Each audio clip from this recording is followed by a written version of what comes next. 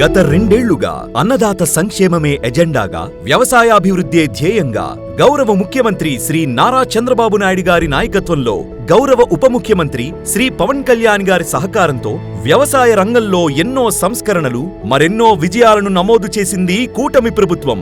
Annadata Sukhibhava PM Kisan ద్వారా ఏడాదికి 20,000 పెట్టుబడి సాయం అందిస్తామన్న హామీని నిలబెట్టుకుంటూ 46,86,000 మంది రైతు కుటుంబాలకు 8,985 కోట్లకు పైగా పెట్టుబడి సాయాన్ని నేరుగా రైతుల ఖాతాల్లో జమ చేసి ఇచ్చిన మాటను నిలబెట్టుకుంది కూటమి ప్రభుత్వం.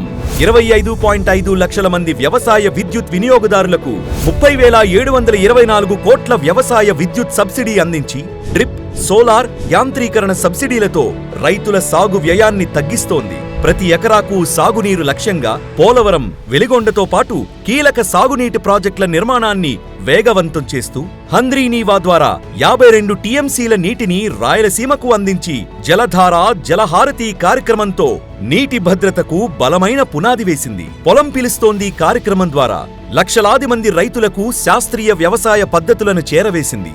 రికార్డు స్థాయిలో ధాన్యం సేకరణ చేపట్టి 24 గంటల్లోనే రైతుల ఖాతాల్లో చెల్లింపులు జమ చేస్తూ పొగాకు, మామిడి, కోకో, ఉల్లి రైతులకు 1,100 కోట్ల మార్కెట్ ఇంటర్వెన్షన్ ద్వారా రైతుల ప్రయోజనాలను కాపాడింది.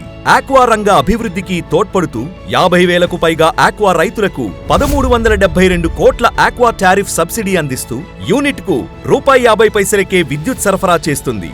13.5 లక్షల మంది రైతులతో ఫార్మర్ యాప్ ద్వారా AI ఆధారిత వ్యవసాయ సలహాలు, మార్కెట్ ధరలు, పంట సమాచారాన్ని రైతులకు చేరవేస్తూ ఈ క్రాప్ నమోదు చేస్తూ వ్యవసాయంలో సాంకేతిక విప్లవానికి శ్రీకారం చుట్టింది. 10 లక్షలకు పైగా సాయిల్ హెల్త్ కార్డులను రైతులకు అందించింది. 11 లక్షలకు పైగా రైతులను ప్రకృతి వ్యవసాయం వైపు ప్రోత్సహిస్తూ సుస్థిర సాగుకు బాటలు వేస్తోంది. పంచసూత్రాల కార్యక్రమాన్ని అమలు చేస్తూ వ్యవసాయాన్ని మరింత లాభసాటిగా మార్చే దిశగా ముందుకు సాగుతోంది.